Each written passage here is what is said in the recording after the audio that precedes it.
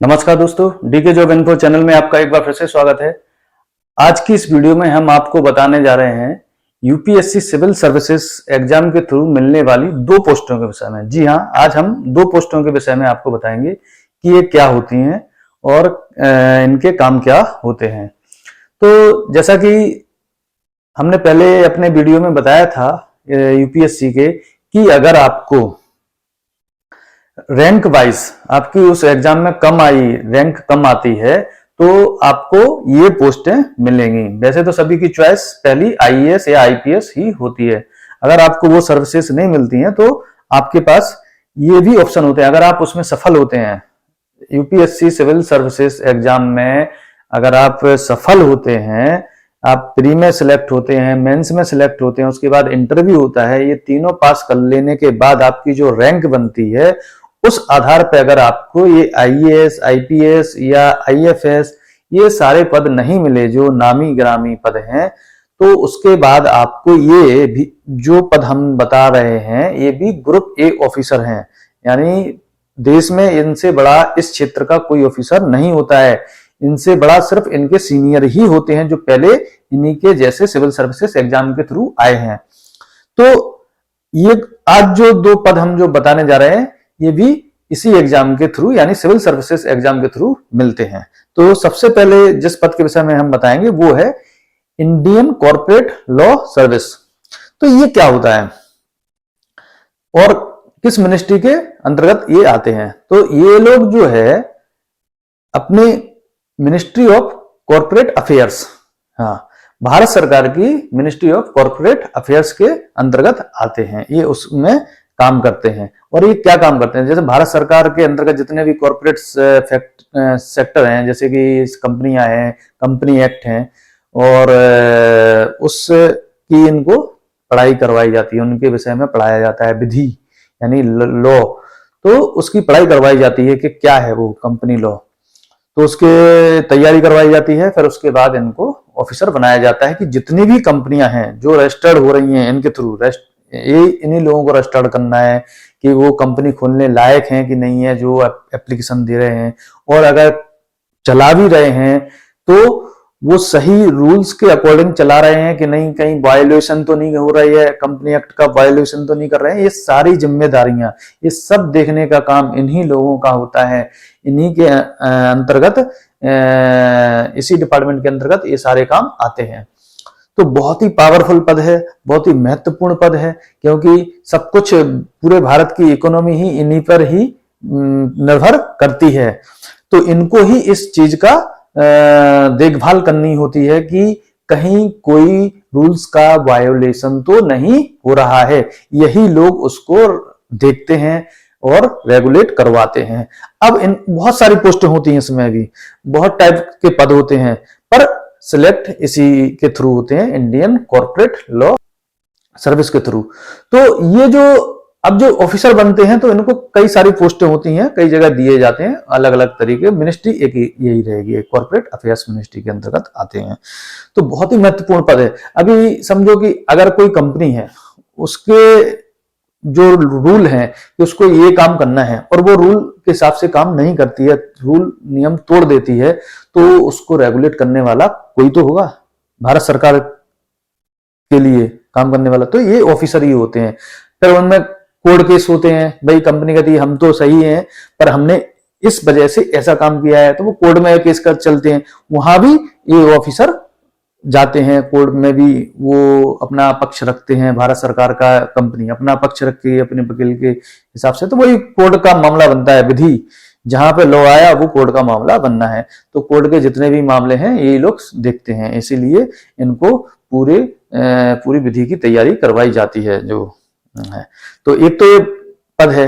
अगर आपको वो महत्वपूर्ण पद नहीं मिले जो यूपीएससी सिविल सर्विसेज एग्जाम होता है उसमें, तो आपको ये भी दिया जाएगा, और बहुत ही पावरफुल पद है। ये समझ लो, भारत सरकार में ग्रुप ए अगर आप ऑफिसर बनते हैं तो वो पावरफुल होना ही होना है। मेरा कहने का मतलब ये है कि कितनी सारी सर्विसेज होती हैं, वो भी ये सिविल सर्विसेज हैं। अभी हम देखो यूपीएससी की ये सिविल सर्विसेज है, अभी टेक्निकल सर्विस में नहीं आए हम। टेक्निकल वाले पद हम अलग बताएंगे, ठीक है, तो वो अलग वीडियो बनाएंगे। तो ये सिविल में ही इतने सारे पद हैं, कई लोगों को तो पता ही नहीं होता है, सिर्फ आईएएस आईपीएस, आईएएस कैसे बनना है उसकी तैयारी करने हम जा रहे हैं, यही होता ना। तो आईएएस अकेला नहीं होता है, ये सारे अगर आप वो एग्जाम में पास होते हैं तो आपको ये भी बनाया जाएगा। अब आपको पता होगा तो आपका इंटरेस्ट इसमें जागेगा, इस तैयारी करने में जागेगा कि हमको ये तैयारी करनी है। अरे भाई करो, क्यों नहीं करोगे आप? कौन से लोग करेंगे तैयारी भाई?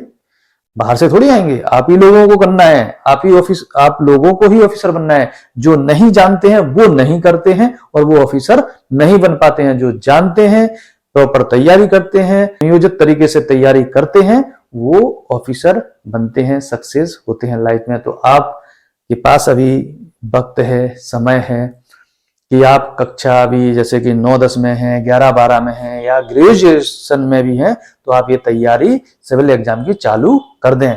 और उसके लिए आपको कोई स्पेशल टेक्निकल डिग्री की आवश्यकता नहीं है। ये सिर्फ सिंपल बीए, बीएससी, बीकॉम और टेक्निकल भी हो सकते हैं आप। टेक्निकल आपके पास से डिग्री तो भी आप ये एग्जाम दे सकते हैं।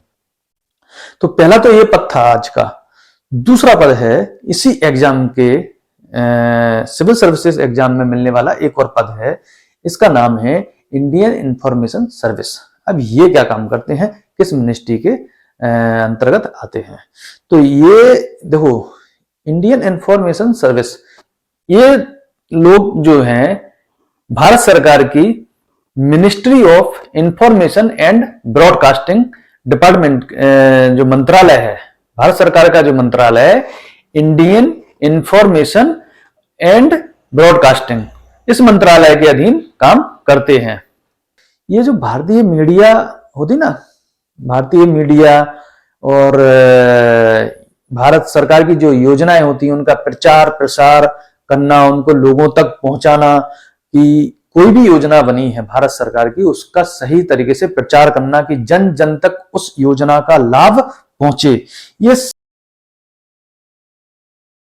ये इन्हीं ऑफिसरों के होते हैं।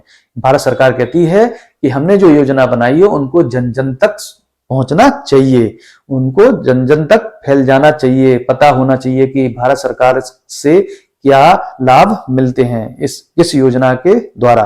तो यही काम होता है इनका। तो ये अक्सर किससे प्रचार होता है? अखबार, डीडी न्यूज और न्यूज चैनल जितने भी हैं, तो इनका इन्हीं से काम होता है। और कहीं वायलेशन तो नहीं हो रहा है? कैसा वायलेशन? कि कहीं जो न्यूज है गलत प्रसार तो नहीं किया जा रहा है, गलत प्रचार तो नहीं किया जा रहा है उस योजना का। तो ये भी वो यही ऑफिसर देखते हैं कि गलत तरीके से तो नहीं बताया जा रहा है कुछ, तो उसको सही कराना, सही तरीके से सही जानकारी लोगों तक पहुंचे। और अब होता क्या है, ये कई सारे डिपार्टमेंट होते हैं, बहुत सारे डिपार्टमेंट होते हैं भारत सरकार के, तो उनमें स्पोक पर्सन की भी आवश्यकता होती है कि नहीं?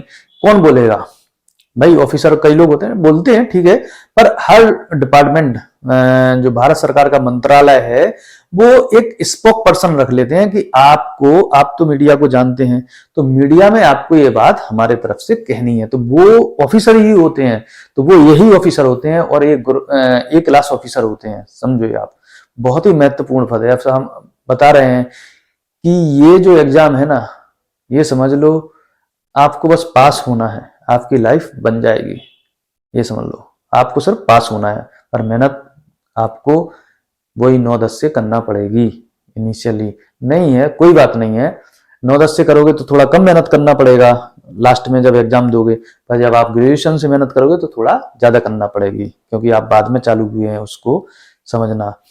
तो आप कई डिपार्टमेंट होते हैं भारत सरकार के, उनमें आपको स्पोक पर्सन भी बनाया जाता है कि आप उस डिपार्टमेंट के लिए मीडिया से जो बात करना है, मीडिया के थ्रू आपको जनता तक पहुंचाना है, तो यही लोग होते हैं जिसको हम बोलते हैं इंडियन इंफॉर्मेशन सर्विस। इसके थ्रू जो लोग ऑफिसर बनते हैं वो ये काम करते हैं। तो ये दो पद थे आज के, बहुत ही महत्वपूर्ण पद थे दोनों, और बहुत ही ये समझ लो दमदार पद हैं ये सब के सब, क्योंकि डायरेक्ट एक क्लास ऑफिसर होते हैं भारत सरकार के लिए। इनसे बड़ा इनके क्षेत्र में कोई होता ही नहीं है, ये समझ लो आप। तो अगर आपको ये पद अच्छे लगते हैं, अच्छे लगे हैं हमारे द्वारा जो बताए हैं, तो आप भी अभी से ही मेरे वीडियो देखने जो अभी आप समय देख रहे हैं, इसी समय से कमर कस लो कि हमको ये सिविल सर्विसेज की तैयारी करनी ही है। और अपने एक सब्जेक्ट जो कि हमने आईएएस के वीडियो में बताया था कि एक सब्जेक्ट आपको अभी से तैयार करना है, उसको निश्चित करना है कि हमको इसी सब्जेक्ट से सिविल सर्विसेज की तैयारी करनी है। तो पहला तो वो सब्जेक्ट है, बाकी सभी सब्जेक्ट में आपको थोड़ी थोड़ी तैयारी करते हुए चलना है। तो अगर आप अभी से तैयारी करना चालू करेंगे तो निश्चित ही आप सफल होंगे। तो चलिए अगले वीडियो में हम आपको और जो पद हैं सिविल सर्विसेज के थ्रू मिलने वाले, अभी बहुत पद बाकी हैं, उनके विषय में हम आपको अगले वीडियो में बताएंगे। तब तक के लिए नमस्कार, जय हिंद, जय भारत।